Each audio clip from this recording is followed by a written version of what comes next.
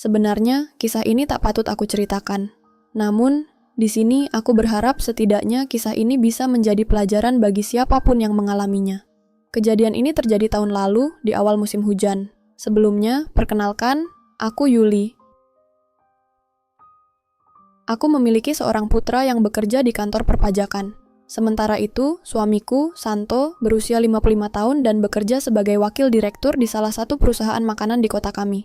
Aku menikah dengan Mas Santo ketika dia sudah menjadi duda dengan satu anak bernama Pram, yang kini berusia 25 tahun. Tahun lalu, ibunya Pram meninggal dunia, dan suamiku membawanya untuk tinggal bersama kami. Terhitung sudah 3 bulan Pram tinggal di rumahku. Pada dasarnya, Pram adalah pemuda yang baik dan mudah beradaptasi dengan lingkungan. Ia juga cepat sekali akrab dengan kedua putraku, yang notabene adalah adik tirinya. Ia mengambil peran sebagai kakak bagi mereka, dan kehadirannya membawa suasana baru bagi keluarga kecilku. Aku pun merasa lebih tenang saat bekerja di kantor karena ada yang menjaga rumah ketika aku dan suamiku tidak di rumah. Pram ini seperti replika suamiku sewaktu muda. Bahkan, kalau boleh jujur, Pram bahkan lebih tampan daripada suamiku saat muda. Wajahnya memiliki perpaduan sempurna antara ayahnya dan ibunya, yang juga cantik.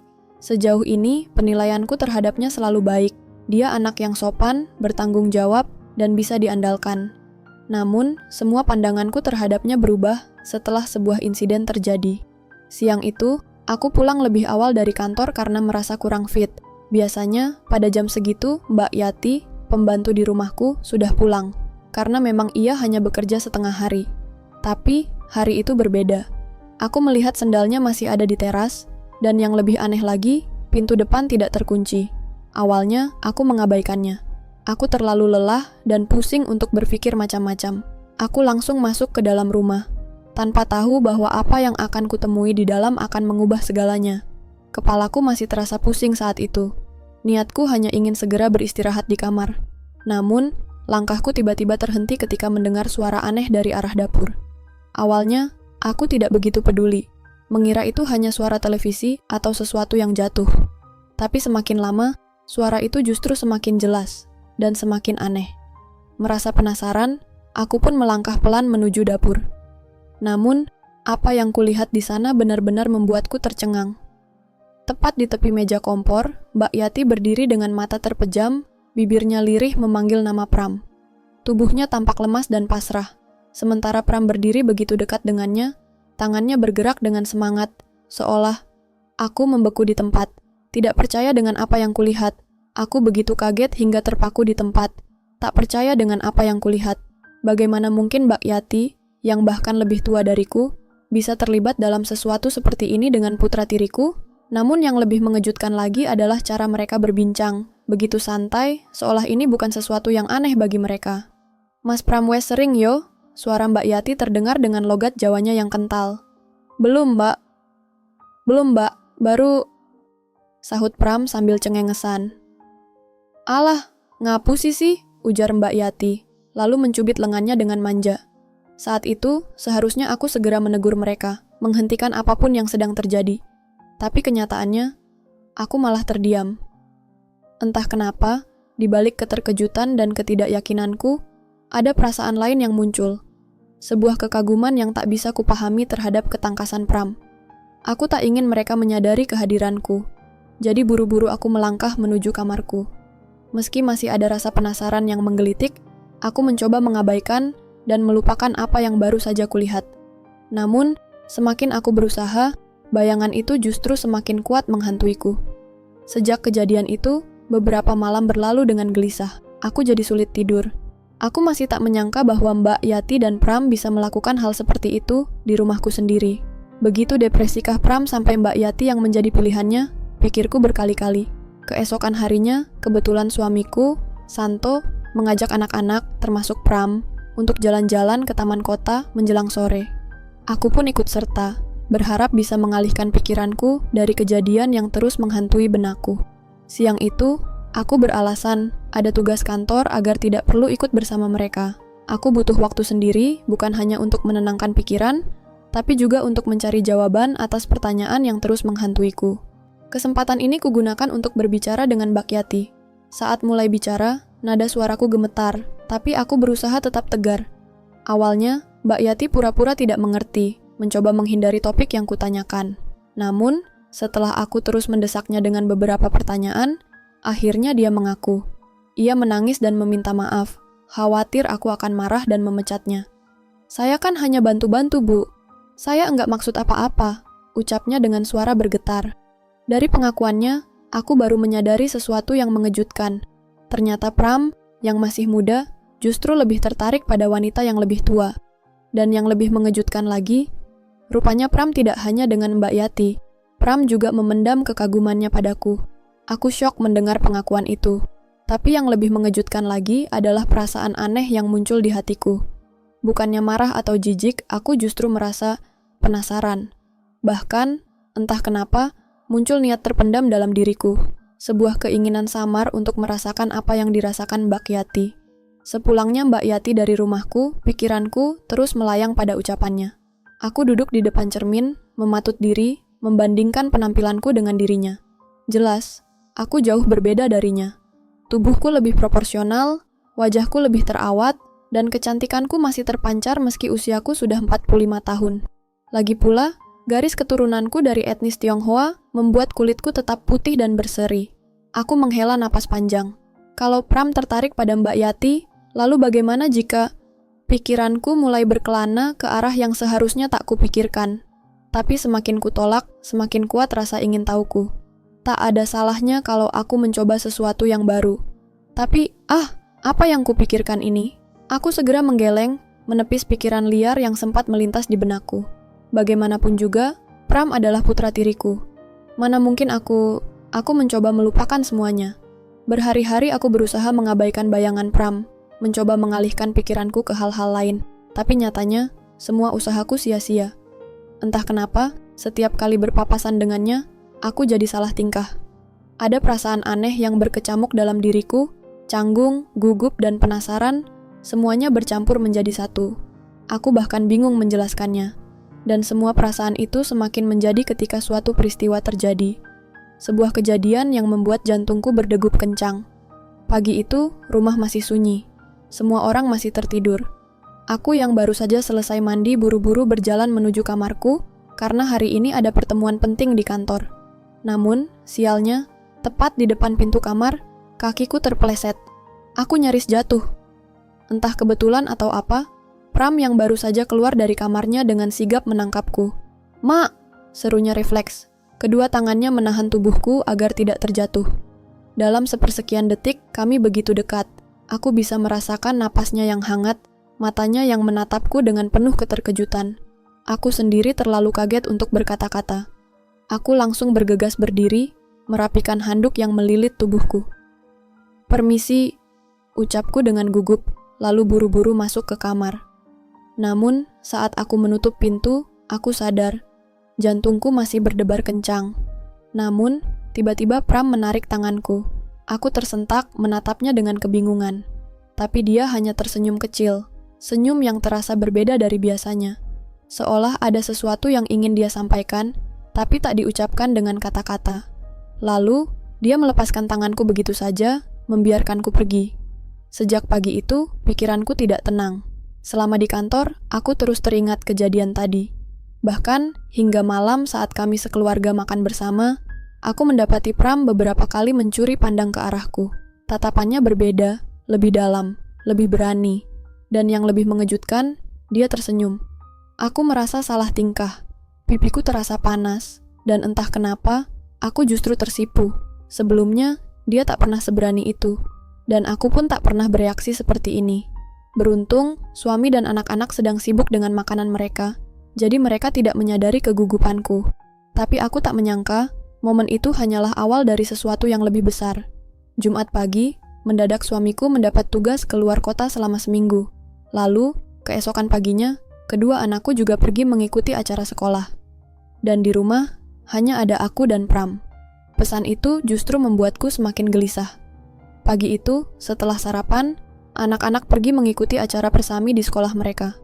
Aku sengaja mengurung diri di kamar, berharap tak terjadi hal-hal yang tak diinginkan. Bagaimanapun juga, saat ini hanya ada aku dan Pram di rumah. Aku mencoba menyibukkan diri dengan mengerjakan laporan kantor di laptop. Namun, tak lama kemudian, Sebuah notifikasi menghentikan pekerjaanku. Di layar ponselku muncul pesan WhatsApp dari nomor tak dikenal. Aku terpaku sejenak, lalu membuka pesan itu. Dan ternyata, itu dari Pram. Aku mengernyit. Kenapa dia menghubungiku lewat WhatsApp? Kalau ada perlu, bukankah dia bisa langsung bicara? Pikirku. Aku pun mengetik balasan singkat. Kalau ada perlu, ngomong saja. Kita kan serumah. Namun bukannya membalas, aku jadi semakin gelisah. Pesan dari Pram bukan sekadar teks biasa. Ia mengirimkan sebuah file, sebuah gambar yang langsung membuat jantungku berdegup kencang. Aku terdiam, menatap layar ponsel tanpa tahu harus bereaksi seperti apa. Perasaan campur aduk berkecamuk di dalam diriku. Seharusnya aku marah, seharusnya aku menegurnya. Tapi di sisi lain, ada sesuatu dalam diriku yang justru tersentuh oleh keberaniannya. Aku mencoba menekan perasaan itu. Kuredam niat liar yang seketika muncul di benakku. Akhirnya, aku memutuskan untuk tidak membalas pesannya. Aku sengaja mengabaikannya, berharap Pram tidak semakin berani. Aku memilih untuk tidur, mencoba mengabaikan semuanya. Namun, malam itu aku justru terjaga sepanjang waktu. Aku berusaha memejamkan mata, tetapi bayangan gambar yang dikirimkan Pram terus muncul di benakku. Pikiranku semakin kacau. Perasaan yang seharusnya kutolak justru semakin menguasai diriku. Membayangkan bagaimana jika akulah yang berada di posisi itu, bagaimana jika akulah yang menyelesaikan masalah yang selama ini ada. Pikiran itu terus berputar di kepalaku, semakin liar dan sulit dikendalikan. Apalagi, akhir-akhir ini aku memang jarang mendapat perhatian dari Mas Santo. Kebersamaan kami kian berkurang, dan aku merasa semakin hampa. Lalu, beberapa hari yang lalu, Mas Santo memberitahu sesuatu yang cukup mengejutkan. Minggu depan, Pram akan berangkat kuliah ke luar negeri. Jadi, mungkin setelah ini kami tak akan bertemu lagi. Perang batinku semakin tak rasional. Logika dan perasaan bertarung hebat di dalam diriku. Aku mencoba menepis semua bayangan itu, tapi ingatan tentang Pram dan Bak Yuli kembali muncul, seperti banjir bandang yang menerjang tanpa bisa kuhindari. Dan entah bagaimana, ingatan itu justru memaksa langkah kakiku bergerak. Tanpa sadar, aku sudah berjalan menuju kamar Pram. Aku melangkah perlahan, lalu berhenti tepat di depan pintu kamarnya. Jantungku berdegup kencang, dan aku diam cukup lama, mencoba menenangkan diri. Namun, badai yang berkecamuk dalam pikiranku tak kunjung mereda. Aku tak tahu lagi mana yang benar dan mana yang seharusnya kuhindari. Akhirnya, aku mendorong pintu dan masuk. Di dalam, Pram terlelap. Wajahnya tampak begitu tenang, seolah tak menyadari apa yang sedang berkecamuk dalam benakku. Tapi aku sudah kehilangan kendali atas logika dan perasaanku sendiri. Aku melangkah mendekat, lalu duduk di sampingnya. Tatapanku jatuh pada sosoknya yang terlelap, dan entah mengapa, pikiranku semakin tak bisa dijelaskan. Dan tiba-tiba, tanpa kusadari, aku melakukan sesuatu yang seharusnya tidak kulakukan. Pram terjaga dengan kaget. Matanya menatapku penuh keterkejutan. Tak percaya dengan apa yang baru saja terjadi. Namun, yang lebih mengejutkan lagi adalah bagaimana dia merespons setelahnya. Pram tersenyum begitu menyadari kehadiranku. "Sejak kapan Mama di sini?" tanyanya. Suaranya masih sedikit serak karena baru terbangun. Aku tak menjawab. Aku terlalu fokus pada sesuatu yang seharusnya tidak kupikirkan. Perasaan yang bergejolak di dadaku semakin sulit dikendalikan. Namun, siapa sangka, dalam hitungan detik, Pram justru bergerak. Ia bangkit, lalu menyambut niat mulia yang sejak tadi berusaha kutepis. Aku yang semula hanya berdiri di ambang batas, kini justru semakin terjerumus ke dalamnya. Pram tak ragu mengambil kendali atas situasi yang bahkan belum sempat kupahami sepenuhnya. Perhatiannya begitu intens, seolah ingin meyakinkanku bahwa apa yang terjadi di antara kami adalah sesuatu yang wajar. Aku benar-benar tak percaya, tapi anehnya, ada perasaan lain yang muncul. Perasaan yang membuatku tak ingin beranjak. Malam itu, batas antara benar dan salah semakin kabur. Dan tanpa kusadari, harapan yang selama ini kupendam diam-diam, akhirnya menemukan jalannya. Sebuah kesadaran yang aneh. Aku menatap Pram yang kini berdiri di sampingku. Wajahnya masih menyiratkan sesuatu yang sulit kuartikan. Ada kepuasan, ada kehangatan, tapi juga ada sesuatu yang lain. Sesuatu yang membuat dadaku berdebar dengan cara yang belum pernah kurasakan sebelumnya. Sejujurnya, ada penyesalan yang menyelinap di hatiku. Tapi di saat yang sama, ada juga rasa bahagia yang tak bisa kupungkiri. Bukankah aku hanya sekadar membantu, Batinku mencoba mencari pembenaran. Lagi pula, sebagai manusia, bukankah kita memang harus saling membantu? Toh, minggu depan Pram juga akan pergi, meninggalkan rumah ini dan kehidupannya yang sekarang. Jadi, apa salahnya jika ini menjadi sebuah kenangan terakhir sebelum semuanya berubah? Dengan pikiran yang masih penuh dengan pergolakan, aku menghela napas dalam-dalam. Setelah perjalanan yang terasa begitu panjang, baik di luar maupun di dalam pikiranku, akhirnya aku dan Pram tiba di parkiran dengan selamat. Dan saat itulah, aku benar-benar menyadari sesuatu yang selama ini mungkin enggan kuakui. Karcis yang selama ini aku tunggu-tunggu, akhirnya ada di tanganku. Tapi anehnya, aku justru terdiam. Bingung. Aku yang tadi begitu percaya diri, kini mendadak gugup dan malu. Perasaan di dadaku berkecamuk, sulit dijelaskan. Apalagi saat melihat ekspresi Pram yang tampak memahami, tapi juga menyiratkan sesuatu yang lebih dalam. Harusnya aku yang mengerti. Kok malah jadi begini? Gumamnya lirih. Aku tersenyum tipis, mencoba meredakan suasana. Iya, lagi pula sudah ada papa dan anak-anak juga, kan? Pram menunduk, seolah mencerna kata-kataku. Lalu aku melanjutkan dengan suara yang hampir bergetar. Mama yakin, suatu saat nanti, kamu pasti akan mendapatkan yang lebih baik dari Mama. Dia hanya mengangguk tanpa kata, dan aku, dengan berat hati, akhirnya pergi meninggalkannya. Langkahku terasa begitu berat saat memasuki kamar. Ada sesuatu yang tertinggal di sana, bukan hanya sekadar kenangan, tapi juga perasaan yang tak seharusnya ada. Aku menutup pintu perlahan, menghela napas panjang. Malam itu, aku tahu tak ada jalan kembali, dan penyesalan pun akhirnya datang menyapa. Dan akhirnya, saat itu pun tiba. Pagi itu, Pram bersiap untuk berangkat ke bandara. Mas Santo yang akan mengantarnya, sementara aku hanya bisa berdiri di teras, menyaksikan semuanya dengan perasaan campur aduk. Dua putraku segera memeluk abang tirinya erat, seolah enggan melepaskannya. Setelahnya, Pram berbalik ke arahku. Matanya menatap dalam, penuh makna yang hanya kami berdua yang tahu. Aku tersenyum tipis, berusaha terlihat tegar. Tapi dalam hati, aku tahu. Ada sesuatu yang tak bisa kugenggam lagi. Bukan hanya perasaan bersalah yang menghantui, tapi juga ketakutan. Bukan takut Mas Santo akan mengetahui semuanya. Bukan itu. Aku takut, aku tak akan pernah bertemu dengan Pram lagi.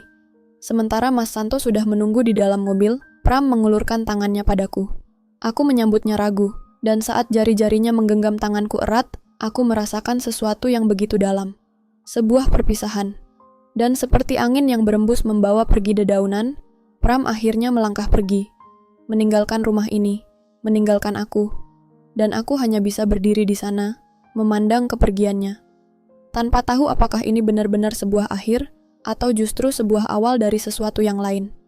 Seiring berjalannya waktu, aku mulai merasakan sesuatu yang berbeda dalam tubuhku. Rasa mual dan pusing sering datang tanpa sebab yang jelas. Awalnya, aku mengabaikannya, mengira itu hanya kelelahan biasa.